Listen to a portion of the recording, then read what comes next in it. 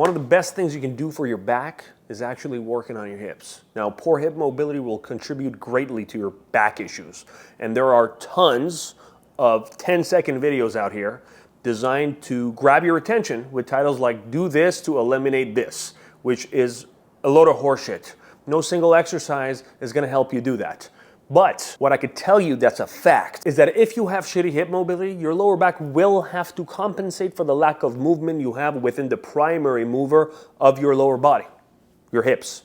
Now, if your spine is strong because you've taken the time to train it, which I kind of highly doubt because you don't see a lot of people training their spine often, there's no problem loading it with specific exercises. But when we're doing hip dominant movement, we want to use our hips as opposed to asking the spine to act like. Now, if the goal is to create capable hips that act like hips, that can stand the test of time and be strong in all the ranges of motion a hip should be strong in, I hate to break it to you, but it's gonna take more than a single exercise done for 5 minutes before you train to make that happen. Now, we're trying to teach the pelvis and the lower leg bone to move independently as opposed to one another through some open-chained and closed-chained exercise. We want to open up space, train that space, create awareness. Not only we're creating space and strengthen the connective tissue that holds these two adjacent bones together and makes up your hip joint, we're creating awareness of what it feels like for the femur to rotate on a still pelvis and what it feels like for the pelvis to kind of rotate on a still femur. The reason this is important is because if we do not possess that independent motion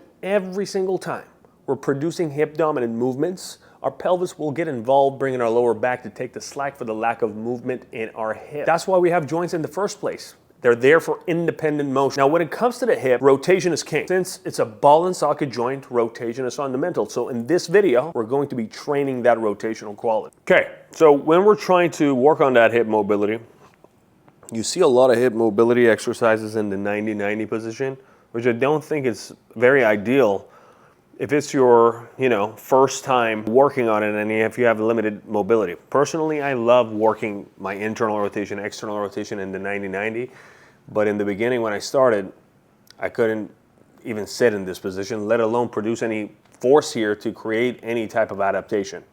So I like to use the bear sit. Now I'll give you an alternative because sometimes the bear sit position will be a little bit challenging for some people when they're going into internal rotation, because as you go into internal rotation you might feel a little pull and pain in that medial side of that knee. If you don't, this is a great position. One thing to remember is that when we're going to internal rotation, I don't want my pelvis to go forward here, right? I want the pelvis to be still, and I want that femur, upper leg bone, rotating independent of the pelvis. It might be here, it might be here. It doesn't really matter. Wherever you start, that's the point. And the alternative would be you going here. I lie on the floor, I internally rotate both hips. Just notice what that feels like, and then you're gonna lay this whole leg on top of the other one. So the weight of this leg pulls this femur into more of an internally rotated position. The same thing applies still when I say I don't want the pelvis to kind of hike up as you do this. So pay attention to this, right? Place your hands on the bony prominences of your pelvis and make sure that this femur, this lower leg bone, is kind of getting into that internally rotated position. Now, when we do the pails and rails, right, which is the first strength training protocol we're gonna do, we're holding a 2-minute stretch before anything else, before we initiate any sort of isometrics, because we're gonna do tons of isometrics. Now, first get in this position, and I want you to just notice what it feels like to move this femur in internal rotation and external rotation and create tension everywhere. Why? Because I don't want everything else to move. So imagine you're holding you're squeezing a metal rod and you're holding it here and you're giving me internal rotation, external rotation. Paying attention to everything, your pelvis, making sure it doesn't hike up. After you create some awareness here, it might be really tight, it might be a little bit cracky and poppy, it's fine. Don't push through pain, just move in the available ranges that is available to you. And you can do the same thing on the ground, like this, right? So it's no different, it's just the level of your hip flexion is lessened here, right? So you can do the exact same thing, like this, see?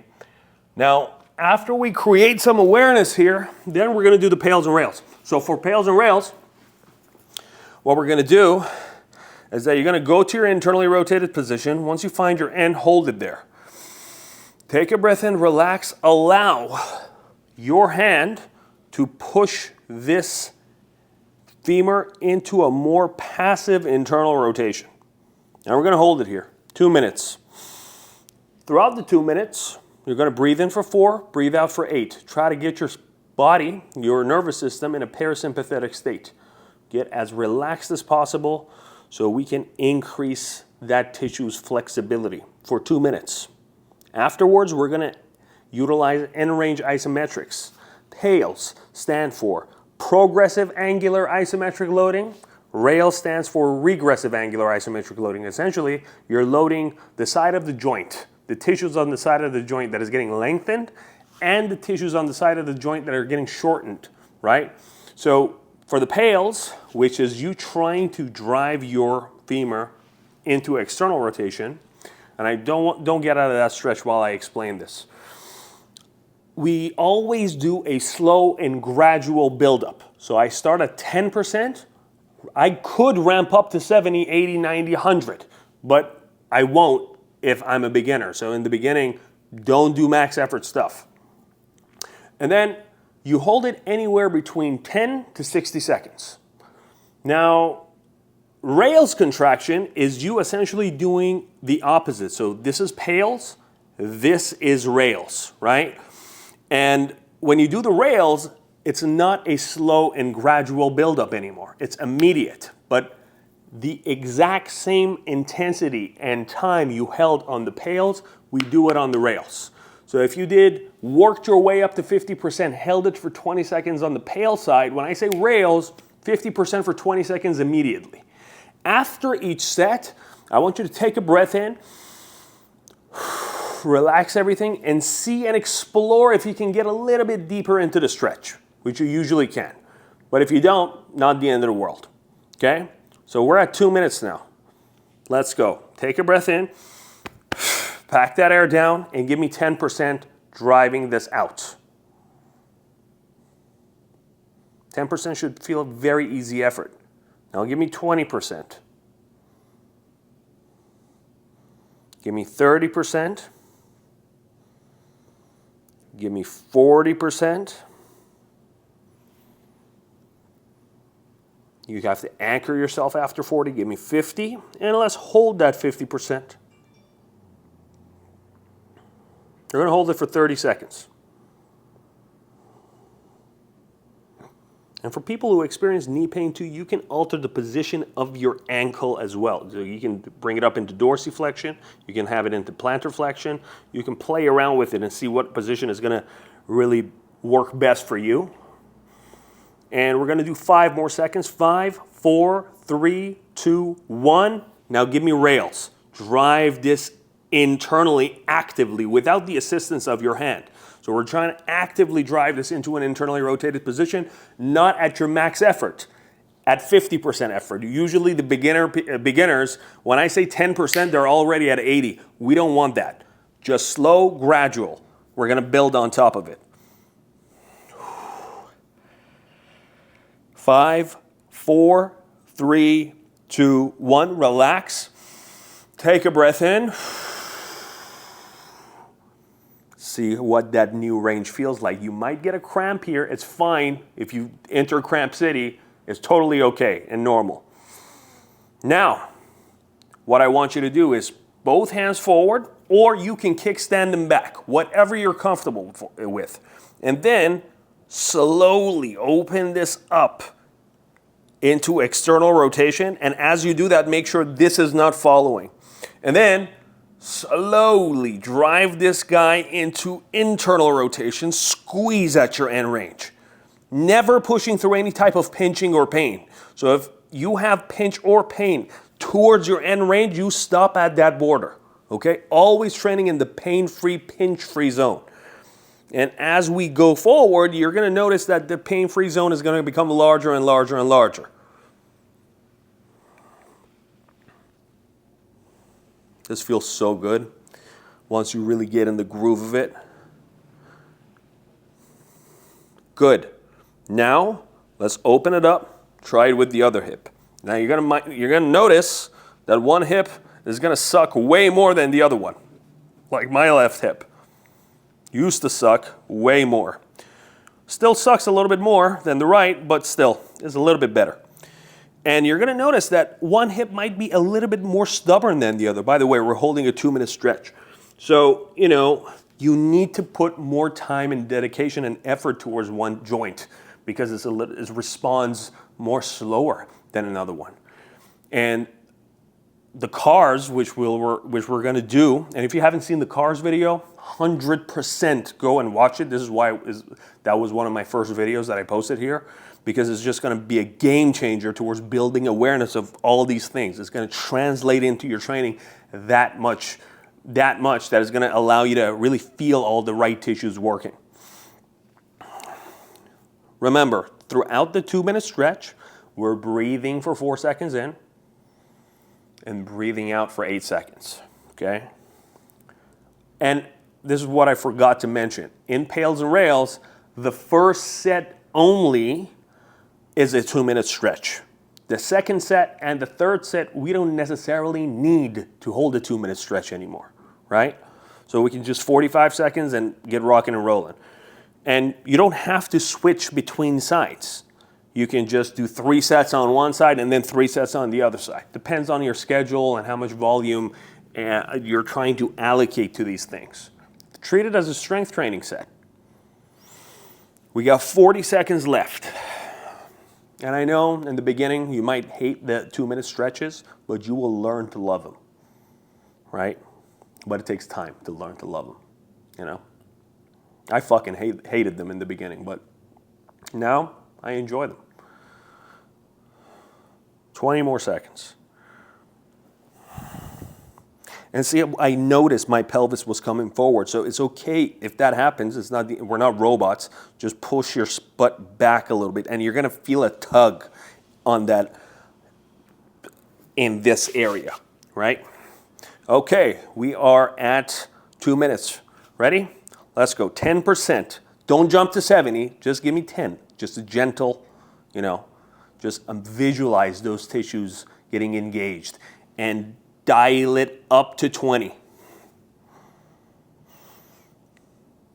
Dial it up to 30. Adjust if you need to. Dial it up to 40. Dial it up to 50 and hold for 30 seconds.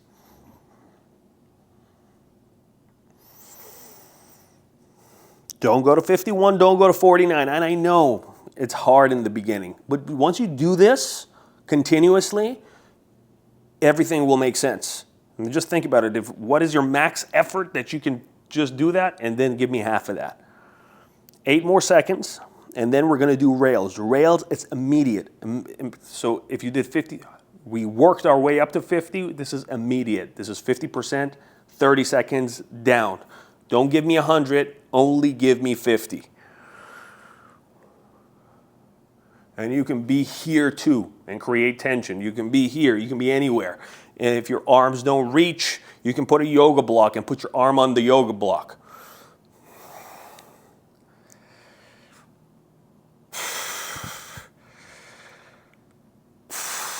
Good. Now, after each set of Pails and Rails, we explore. Take a breath in. As you breathe out, relax everything. And just push and see if you can get a little bit deeper with less resistance. Okay? We'll go from there. Couple of breaths here in this newly acquired range.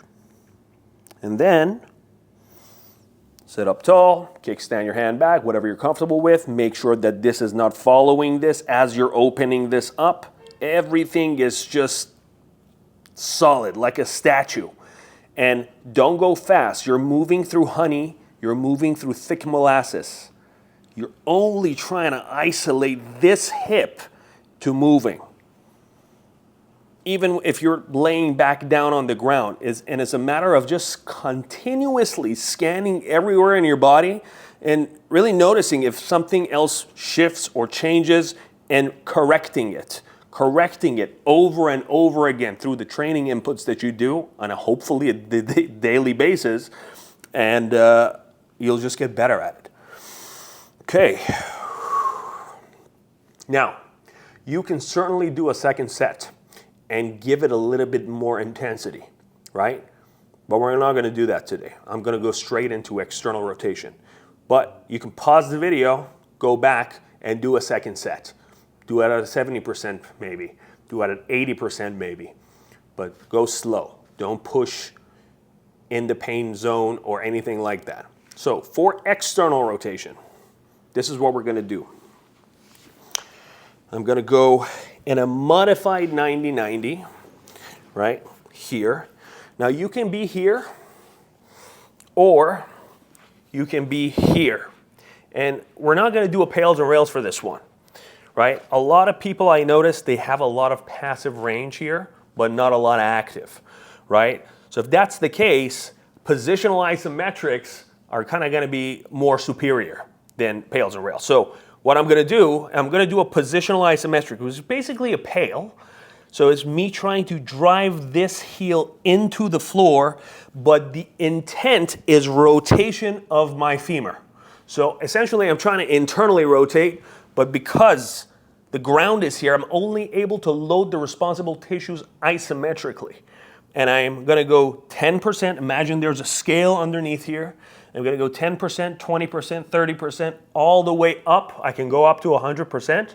And then after I am at that desired intensity, I hold it for a number of seconds. After I hold it for a number of seconds, instead of just doing the rails, I'm gonna do something called the lift-off. So it's passive range lift-off. So I'm gonna create tension, I'm gonna externally rotate, find my end, fight for some more, allow it to parachute down, okay? I'm not gonna let it drop, allow it to parachute down, okay? So, and we don't need to hold a 2-minute stretch here. We can get straight to it. So let's go 10%, driving down. This doesn't come up, you can put your hand here. Let's go 20%. Let's go 30%. Let's go 40. Let's go 50. Let's go 60. When we reach 60 in any pails and rails contraction, we allow the rest of the body to chime in. We create tension everywhere. Imagine you're holding a tennis ball. I'm there in your living room. I'm trying to steal it, but you're not letting me. I'm being a pest. Give me 70%. Give me 80. And hold that 80% for 10 seconds. 10, 9, 8, 7, 6, 5, 4, 3, 2, 1.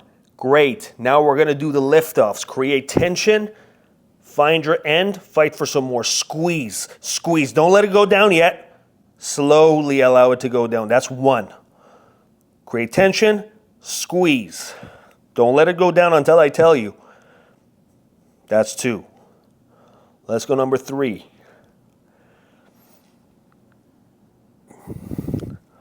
Let's go number 4. Let's go 5. 3 more. Let's go 6. Let's go 7. 1 more. 8. Great. Now, if this was very easy for you, you can do it in this position if you're one of the hyper-flexible, hyper-mobile type of people. You can still get a strength training stimulus here. Now, we're going to do the other side. So, all you got to do Transition to this side. Go down. Since it's not a pails and rails, we don't hold a 2-minute stretch. There's a positional isometric here. Place your hand here, stack everything. Visualize the upper leg bone, trying to rotate to create this tension. That's the intent. We just don't want to push the ankle down. We want to rotate the hip, load the rotators, and as a result, this ankle is driving into that imaginary scale. Give me 20. Give me 30. Give me 40. Give me 50. 60. 70. 80. And hold for 1, 2, 3, 4, 5, 6, 7, 8, 9, 10. Lift-offs. Create tension. Find your end. Fight for some more. Fight, fight, fight. That's 1.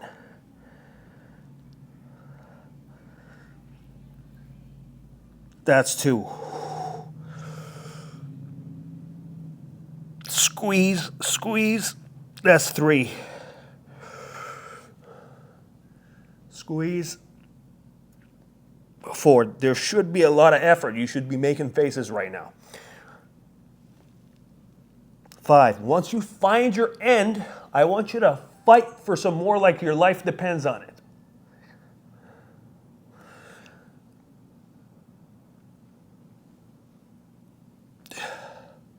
1 more.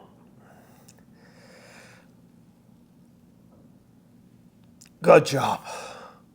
Cool. Now, you can certainly do this multiple sets. So, a test that you can do to see what you specifically really are deficient in and what you need to work on is that you could go to internal rotation, then go to external rotation. Which one was harder? Could you even go into internal rotation or external rotation? And then you can gauge and be like, okay, I need more internal rotation. I'm going to do more sets. And I'm going to do the internal rotation part of this workout as opposed to the external rotation part of this workout and sprinkle that throughout my week before my workouts, after my workouts, or just treat it as a strength training session, as a strength training exercise and integrate it with my leg days, right? Or that external rotation piece. Now, afterwards, we are going to do cars to kind of save the work because it's like a software update to your nervous system. If you haven't seen the cars video, see the cars video. It's very important. Now, in that video, we're going to do this. We're doing a standing version, but in this video, we're doing a side-lying version. Place your hand here, stack everything, and kind of gently press your hand into the floor. That kind of like stabilizes your upper half. And then we're going to go forward. We kind of have that external rotation. Drive this knee in and open out to the side. Once you reach here, drop the knee, open out more. Drop, open out. Internal rotation here. Use your glutes to pull back. Then we're going to retrace the steps. Push back, open to the side, and then we're going to go forward. That's 1 rep. Let's go 2 more. Always in the pain-free zone.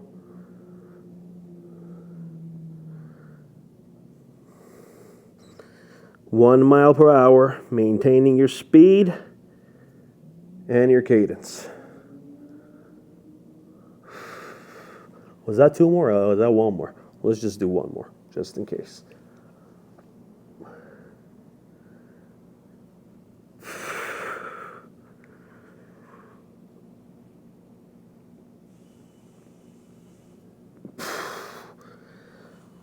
Now you're going to notice in certain parts, you will want to go faster, but don't.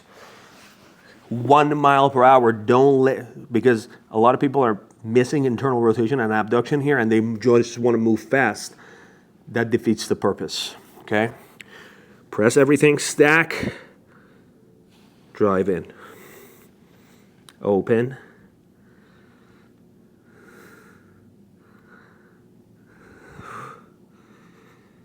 use your glutes, feel it, and then open to the side, and then go forward. External rotation, 2 more. And as you get better at these, and as you open up more space, you can put a ankle weight on and do these, right? And that's how this is why I say this is a form of strength training, right? Progressive overload applies to all stimuli, not just the named movement patterns we do in the gym.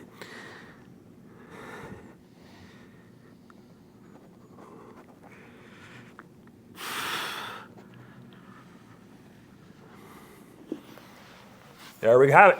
So, this is how you create a little bit more space, right, on an open chained type of exercises. Now, we're going to get into standing position, and I'm going to show you some closed chain exercises we can do to reinforce that hip internal rotation specifically as well. From the standing position now, grab a weight. It doesn't have to be super heavy. And you're going to also need like a foam roller or something like that. And now notice that my foot is planted on the ground, okay? Now I'm going to do a hinging motion here, but the difference between this type of internal rotation and the one we did is that is a closed chain internal rotation. So the pelvis is actually moving on a still femur. Now I'm hinging as if I'm doing like an RDL or a stagger stand deadlift, but I'm actually allowing that when I hinge, I'm kind of rotating the pelvis on that still femur, really allowing that hip internal rotation to happen. Now we did 2 reps here. I want us to do 5. Controlling, internally rotating, and as I come up, I externally rotate. So the pelvis is rotating this way, the pelvis is rotating internally. So we can create that awareness that we need. And what it feels like for the pelvis to move independently from the femur and the femur to move independent of the pelvis. Then we're going to switch to the other side. Foot is planted on the ground.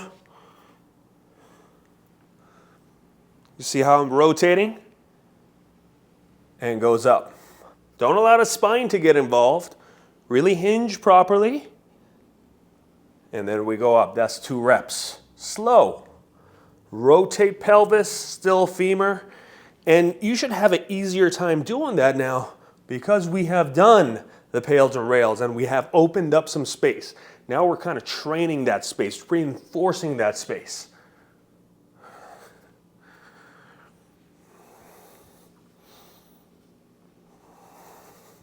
There you have one more drill that I really like. You don't really need to see my head, do you?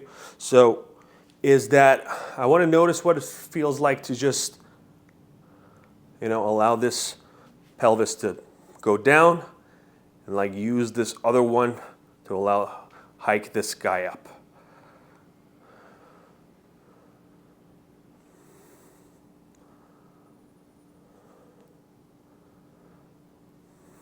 After I do that, then I can kind of do something similar to the cars, but like closed chained. So what I do is I hike this up, and you can do this by the wall, by the way. I externally rotate. I hike this down. Then I internally rotate. I drive it up. Externally rotate. Allow it to go down. Internally rotate. Up, and then you retrace. Externally rotate. Hike. Internally rotate. Down. Externally rotate. Hike. Internally rotate. Down. Now the other side. And if you're hiking, you're doing a lot of hiking and stuff like that, that pelvis is moving like this. So it's good to build that strength and awareness here. Same thing, right? Again, You can hold something. You can hold a dowel if you're off balance, because you need to properly do this with the appropriate intent. I want you to turn that feet, and as a result, you're creating this internal and external rotation. So first, let's just do a couple of, of these pelvic hikes, I like to call them, or whatever you want to call them if you will. So we're going to do a couple reps. Notice what this feels like. Then you're going to externally rotate, hike up, internally rotate, go down. Externally rotate, hike up, internally rotate, go down. And they suck if you do them right. And then next thing is that we're going to retrace. Hike up, externally rotate, go down.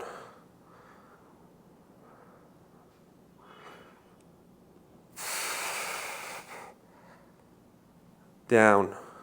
There we have it. So there you have it. This is one of the many ways, by the way, that you can train your hip to act like a hip. You don't have to follow it in this order. There's no right or wrong. You can do multiple sets. I told you, if you feel like you're more limited in one range of motion, do that and sprinkle it throughout your week. Sprinkle more volume throughout your week. Just like with any other form of strength training, you need volume, intensity to create the adaptation you're going to need, right? And you don't have to follow it in the same order that I did it. You can do it in any order you like. Just make sure that you do your cars so you can create that awareness. And I'm telling you, if you haven't seen my first video that talks about the controlled articular rotations, go ahead and see that. It's a 46-minute video. I know it's long, but it's an investment. Do it.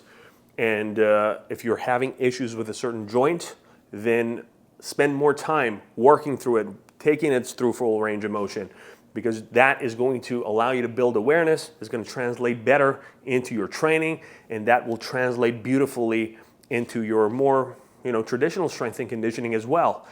Translates beautifully towards being able to do more variety of hip dominant movements. So take your time, be patient with yourself, and it'll do wonders. If you like this video, subscribe, share it with your friends, and hit that like button so you can support my channel. And till next time.